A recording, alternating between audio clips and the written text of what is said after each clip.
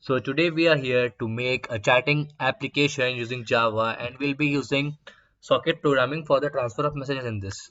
All right. So first of all, we'll be developing the front end for the receiver and for the sender.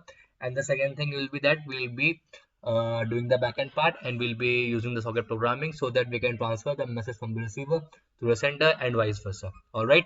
So first of all, we'll create a project, and inside that will be create a package, and inside that will be create two classes, which will be receiver and server. Okay, server for broadcasting the message, like it's just like a sender. Okay, so first of all we'll be importing these packages, which are java swing.border, java.awt, java.awt event, util, text, net, and io. Okay, after that we'll be creating some of the objects of jtext field, jpanel, of box, of jframe, and data output string. All right, after that we'll be creating our constructor, and inside that we'll be making the uh, layout, or we can say the interface. All right, so first of all we'll be making the background color, we'll be setting the bounds, we'll be setting the layout, we'll be adding the components, and then we'll be creating the image icon. All right, and we'll be putting all the images we need, like the back image, the calling image, the video call image, anything with whatever we need. All right, then we'll be assigning the name.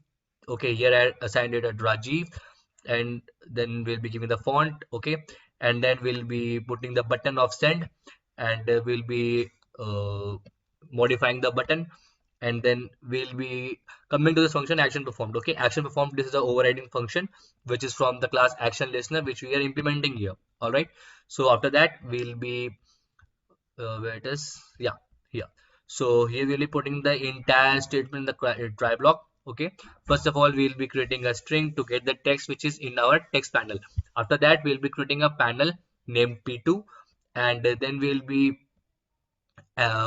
assigning this see is written here, vertical dot add right. What does this means? First of all I'll be creating a panel right, and I'll be adding the message at the right side. Okay, so that the multiple messages are coming aligned at the left side, and which we are sending are aligned on the left side. So right and left different, will be making the different panels. All right, after that we'll be adding it, and then this dot write utf is for the sending the message. When we want to write something, we'll be using write utf. All right, then we'll be using repaint, invalidate, and validate. It is to refresh the screen, because whenever the message are coming, we wanted the older message to exist in the screen. So we'll be simply refreshing the screen so that we can see the new message also, and the older message exists on the screen. After that we'll be creating a format label method which will return a panel, so a jpanel. All right, so we'll be setting our jpanel layout, which will be the panel name, and then will be the box layout in the y-axis. All right, and then we'll be creating a new label named as output, and we'll be giving passing this html and css commands inside that, so that it could give some padding, okay, in the message. Then we'll be in the background, we'll be setting the opaque, then border, and then we'll be calling using the calendar class. We'll be creating its object to get the instance of calendar class, and then we'll be using the date format class to get the timing from which the in which the message has been sent. All right, and then we'll be calling the missing the object of the class here, and then we'll be doing the socket programming. So this is the backend part, basically the socket programming part. And here first of all we'll be creating the object of server socket, and then we'll be passing the port number. Here the port number is 6001. Then we'll be keeping the while true, because we can making the condition true, because we want that the message should be sent infinitely. It should not be that message is sent once or twice or thrice and then the message is not sent. So we'll be keeping here true, and then we'll be taking the message as input to this function accept, and then we'll be using this data input stream class. This class lies in java.io package, and then we'll be creating its object and passing in s.get input stream as the value, and then we'll be assigning this d out as the whatever value you want to assign, we'll be assigning that, and then we'll be passing we'll be using this while loop, and inside that we'll be making a variable named as message, and then we'll be reading the message, whichever whatever message comes to the user to the sender from the receiver. Means from this receiver class to the sender. Here this is the sender receiver, and this is the receiver class, and this is a server class. All right. So after that we'll be creating again a panel, and we will be calling that format label, and we'll be putting that message inside that class, and then we'll be creating a left J panel, okay, with the help of new model layout, and we'll be putting it in the starting of the line so that the message which comes are shown from the starting of the line. And this left one is for the, like in WhatsApp we use now, then we see that the message from the sender comes on the left side, and the from the receiver comes at the right, from the sender comes at the right side, and from the receiver comes at the left side. Similarly, the message from the sender will be at the right side, and from the receiver will be at the left side. And then we'll be putting the catch block for this try block, and we'll be writing e.bring stack base. All right, so this was the coding for the server class. Hope you understood this. Now let's move on to the receiver class. Okay, so simply all the things will be same here as it was in the previous one, only the class name changes. And then we'll be coming in the last main method, yeah, here, because the only difference between both the classes is of sending and receiving the message, else the entire message interface is same. So here we'll be using the socket class. Here we used the server socket, because it was server. Here we're using the socket class only.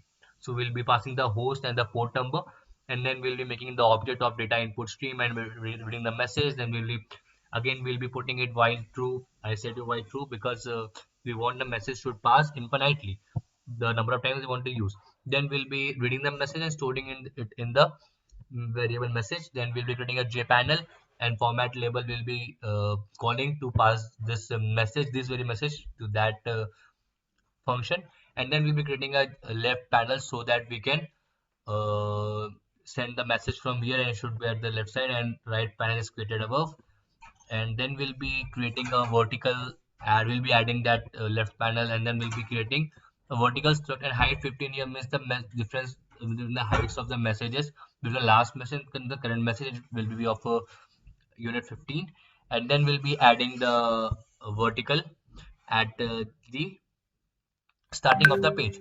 After that we'll be validating, so that we'll be calling this method validate, so that we can refresh the page. We can see the new messages, and the page gets refreshed automatically once the message is sent. Okay, so hope you understood the entire working of this both the classes. So now let's run the code, and let's see how that code runs. All right, so first of all I need to run this server class. So run file. Okay, started.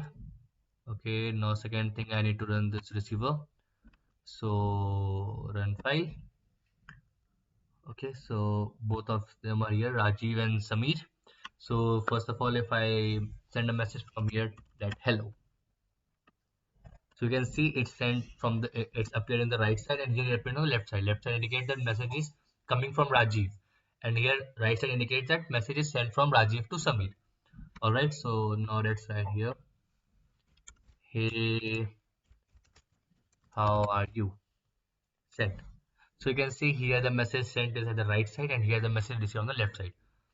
Okay, so now if you want to say anything again, then talk to you later. Okay, then send.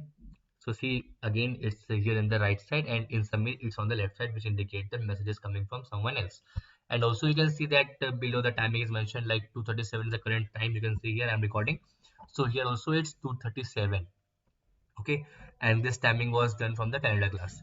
So hope you guys like the video, and hope you guys understood the concept of this very project. And if any doubts you can ask me below, and I'll be providing the link of the code also there, and I'll be giving the documentation and everything below itself. So hope you like the video. Let's meet in the next session. Goodbye.